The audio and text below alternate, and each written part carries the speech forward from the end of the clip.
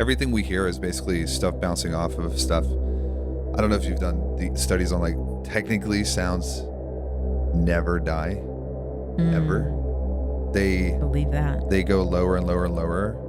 But so like what we're saying right now is a vibrational frequency hitting the air and bouncing off. It's bouncing off of this, and so you're capturing it, and then that's sending a vibration out, and so it's there forever. So it gets, the bounces get smaller and smaller and smaller and smaller, but it never fully goes away. So this would be controversial, but everything true is controversial, so I would assume it's true. Like the things that were said 5,000 years ago are still just bouncing around, but you can't hear them because they're so small. When we worship, we are actually doing war, not just here and now, but for generations to come. Exactly.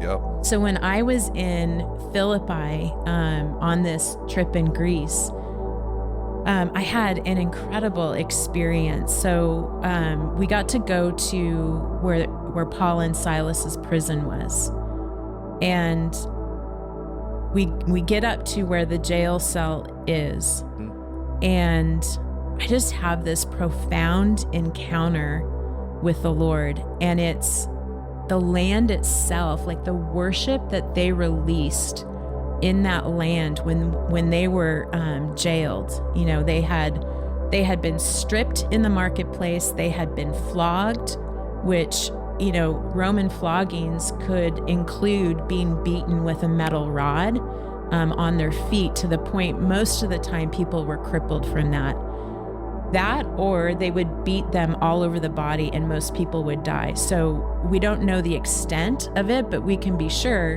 you know, the Romans were brutal in their punishment. So Paul and Silas were stripped naked, they were flogged, and then they were thrown into prison, and their feet placed in stocks so they couldn't move. And at midnight, when you think they would be completely exhausted, I mean, I would be passed out from sheer pain and exhaustion. There they were worshiping and they were praising the Lord, so much so that the sound that they released shook the earth.